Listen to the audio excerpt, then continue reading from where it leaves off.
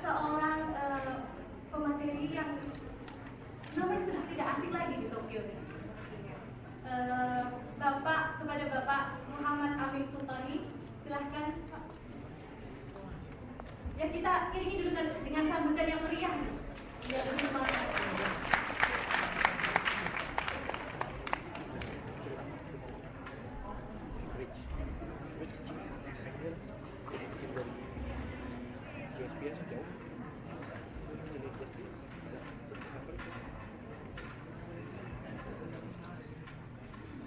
Kami mohon bantuan kepada panitia untuk mempersiapkan slide yang akan dipakai oleh Pak Amin. Pada Saudara Bahar,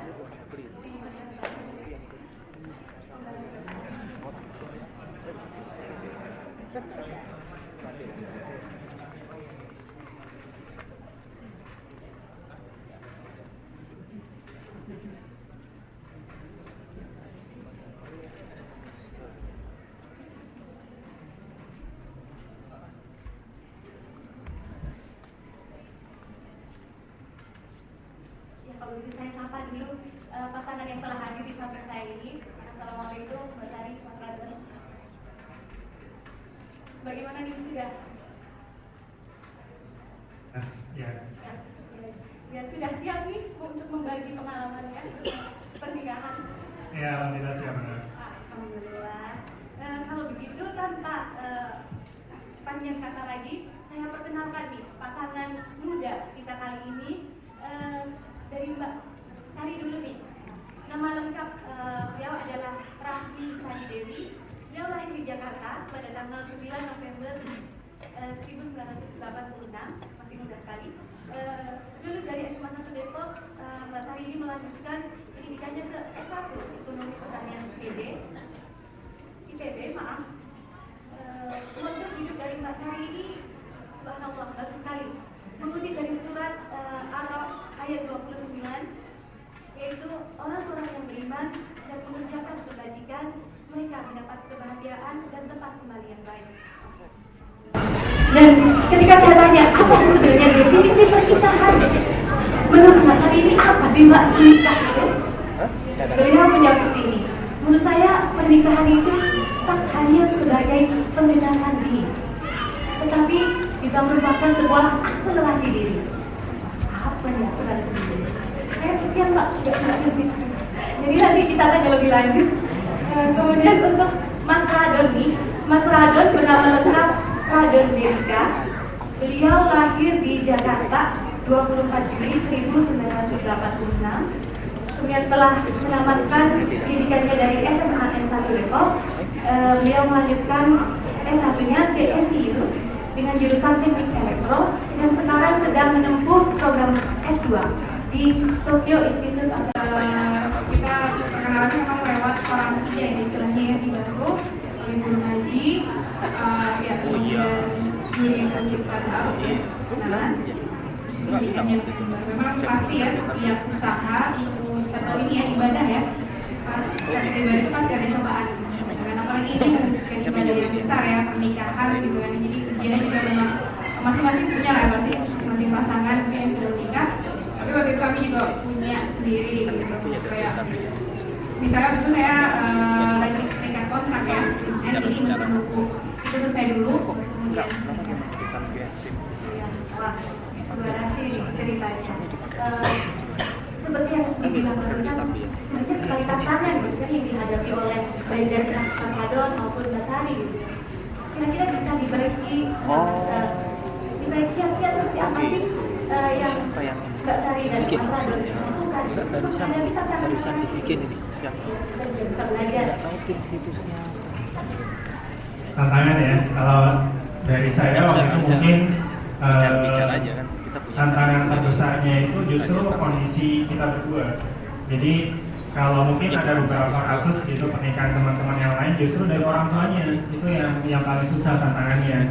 Nah tapi kalau saya alhamdulillah udah sejak lama ya mengkondisikan orang tua gitu ke ibu bapak, jadinya mereka nggak kaget gitu ketika saya ujuk-ujuk gitu nggak pakai pembukaan langsung ibu mau nikah ya. Jadi maksudnya harus ada ini dulu lah. Ya jangan minggu depan mau nikah ngomongin baru sekarang gitu kan. Jadi harus ada ini dulu. Nah, masalah utamanya waktu itu justru di kondisi kita berdua. Jadi lebih ke masalah teknis ya. Nah, saya waktu itu tinggal di Singapura, saya bekerja waktu itu udah lulus kuliah. Nah, saya otomatis kalau nikah ingin membawa istri dari Indonesia buat tinggal di Singapura juga. Nah, itu yang jadi masalah. Karena waktu itu saya udah seret gitu dengan istri gitu kan. Ini oke nih gitu. Jadi mau langsung maju ke tahap selanjutnya. Terus ketika dibicarakan lebih jauh, ini gimana nih saya mau bawa nanti ke Singapura? Wah, ternyata masalah gitu kan. Karena waktu itu istri ceritanya sedang bekerja, terikat ini ya, semacam kontrak lah ya, jadi secara administrasi gitu, sedang bekerja di bank, depannya M, belakangnya T, keduanya U. Ya pokoknya di sebuah bank gitu lah. Tapi ya itu akhirnya yang membuat kita agak sedikit terhambat. Itu juga yang membuat waktu itu ya terpaksa harus ada lobby-lobby politik gitu ya, macam-macam. Masalah lobby-lobby lah, menghubungi orang ini, menghubungi orang itu, bicarain, diskusi dan sebagainya, sampai akhirnya berhasil. Ya tantangan saya kurang tahu ya. Rasanya paling banyak mungkin ya dari internal dan eksternal gitu ya, mungkin internal keluarga, bisa jadi dari nggak cuma orang tua tapi keluarga besar gitu, kadang-kadang suka ya memberikan ini ya kayak mungkin kriteria. Oh iya, bicara kriteria, saya juga waktu itu dari keluarga ada sedikit gitu kriteria dari orang tua, tapi alhamdulillah nggak terlalu menjadi kendala waktu itu. Jadinya ya begitu.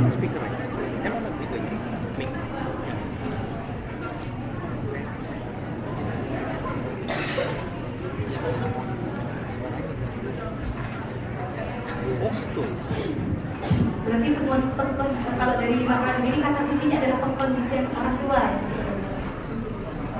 Iya. Kalau dari Mbak Sari sendiri untuk mengatasi tantangan-tantangan menghadapi berjalan di pernikahan. Ya kalau dari saya pribadi, ya memang orang tua perlu dikondisikan ya di awal. Waktu itu memang saya dalam tanda kutip mempersiapkan diri waktu itu sebenarnya untuk menikah itu sekitar umur 24-25 gitu. Jadi kemudian ketika saya bilang ada orang yang mau minta saya mau menikah gitu, orang tua saya cukup kaget gitu. Memang baru lulus, kemudian baru bekerja ya, artinya sedang menjalani proses training itu, jadi cukup kaget sehingga agak-agak oh bener nggak nih, maksudnya agak-agak kaget ya, shock sebenarnya. Jadi memang perlu dipersiapkan nih kalau orang tua. Rencana kita seperti apa gitu, setelah lulus misalnya mempersiapkan kalau misalnya memang sudah ada yang mau melamar juga seperti apa gitu.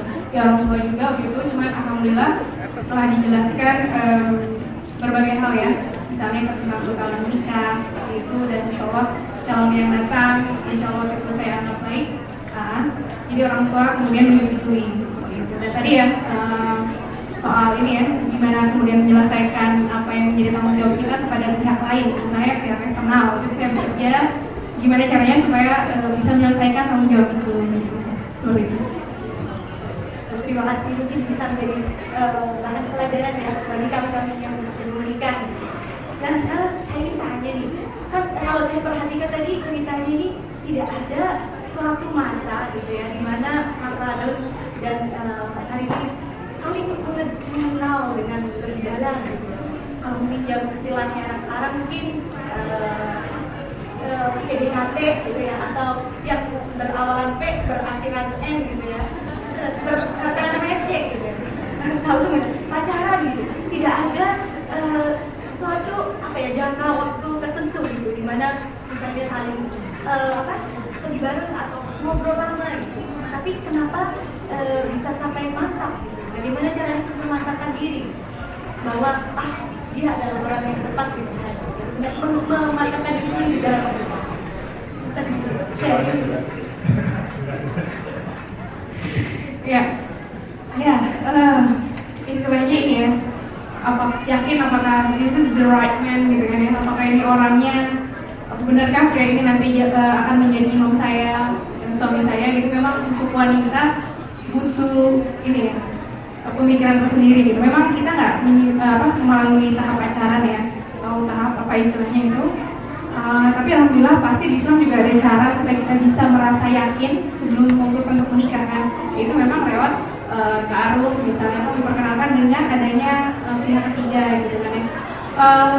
Tidak dipungkiri pasti waktu perkenalan juga harus perkenalan nanti. Disitulah saatnya kita mengenal dalam tanda kutip mengenal lagi gimana sih sekarang orang yang dulu saya kenal ini gitu, seperti apa dan seperti itu gitu. Nah, kemudian bagaimana bisa yakin, memang kuncinya salah satunya ini ya, mengkomunikasikan, berdoa ya sama Allah Subhanahu Wa Taala. Waktu itu saya istiqoroh gitu kan ya, istiqoroh, dan kemudian istiqoroh apakah benar ini orangnya, kemudian mengambil keputusan menikah, dan akhirnya juga memikirkan konsekuensi di belakang itu semua gitu. Ya, insya Allah itu saya berpatokan pada ini ya, sunnah Rasul ya. Maksudnya untuk memilih suami atau istri kan kita bisa lihat dari 4 hal kan ya, dari agamanya, dari keluarganya, dari hartanya, dan kemudian dari parasnya ya. Tapi yang paling utama adalah dari keimanannya ya, agamanya ya. Itu saja sih yang saya jadikan patokan. Insya Allah kalau misalnya yang pertama poin keimanan atau agama itu udah lolos, yang lainnya lebih mudah. Dan satu lagi mungkin yang saya pertimbangkan waktu itu masalah karakteristik. Ini ya, istilahnya kriteria pribadi gitu. Karakteristik adalah karena saya merasa saya orangnya seperti ini, sehingga saya butuh orang yang seperti ini gitu. Misalnya saya lebih orangnya spontaneous gitu, spontan, kemudian mungkin kalau di luar kelihatannya extrovert gitu ya. Jadi saya butuh orang yang mungkin lebih tenang seperti itu, dan sehingga ketika Mas Radon ini meminta gitu, dan saya udah cukup tahu dari SMA orang yang cukup tenang, dan ini ya saya merasa cocok gitu. Jadi empat yang gitu ya, dari empatnya itu, dan plus satunya karakter. Ya kalau saya sama kali ya, maksudnya kita mungkin nggak bisa benar-benar make sure apakah ini orang yang tepat. Toh emang ya semua orang di dunia ini nggak akan tepat sama kita kalau kitanya sendiri mungkin nggak mengusahakan ya.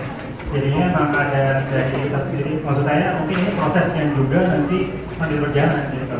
Nah, tapi kita bisa assess ya, memberi assessment sampai seberapa yang mungkin kita rasa cocok. Nah ini yang bisa kita lihat mungkin hal-hal di luarnya. Jadi mungkin 4 hal itu kita bisa coba cek, cross check gitu ke orang-orang terdekatnya, ke teman-temannya. Nah yang memudahkan saya waktu itu karena ya satu SMA lah ya, jadi tahu gitu maksudnya anak ini gimana sih gitu. Nah terus saya istiqoroh, tapi terus kemudian juga mungkin yang membuat saya lebih ringan ini kali ya, saya punya kriteria sendiri tambahan gitu. Jadi kriteria kelima mungkin. Karena dulu saya ngerasa ingin punya istri yang bisa cocok masuk sama keluarga saya gitu. Jadi yang bisa diterima keluarga, yang keberadaannya dia bisa diterima sebagai anggota keluarga baru gitu di keluarga saya dengan baik ya. Dan lagi-lagi kembali ke poin, saya tahulah karakteristik ini istri gitu to a certain extent sejak di organisasi di SMA. Jadi mungkin pesan ke teman-teman yang belum menikah, rajin-rajinlah ikut organisasi. Siapa tahu. Oh enggak, itu bercanda ya. Iya, kita aja mungkin ya. Terima kasih. Pedomannya 4-nya tadi harus dihafalkan dari 4-nya. Baik, terima kasih kepada Pak Radon dan untuk selanjutnya, untuk lebih mengupas lagi, untuk membahas lebih detail tadi, kita dapat isi keempatnya. Kemudian kata kunci lain tadi ta'aruf, orang ketiga, untuk membahas lebih detail lagi tentang masalah ini, bagaimana Islam memandang pernikahan itu, kemudian apa sih yang harus kita persiapkan untuk melangkah ke jenjang pernikahan. Mari kita dengarkan bersama materi dari Pak Amin. Dan saya ingin memperkenalkan beliau dulu. Nama beliau adalah Muhammad Amin Sultani. Beliau lahir di Surakarta pada tanggal 15 April 1980. Statusnya alhamdulillah menikah dengan 2 anak, Nadia yang berusia 4 tahun dan siapa Pak nama anak keduanya Pak? Bintas. Kaki masih berusia 6 bulan. Beliau sekarang sedang menempuh program S3 di Tokyo Institute of Technology, jurusannya Physical Electron.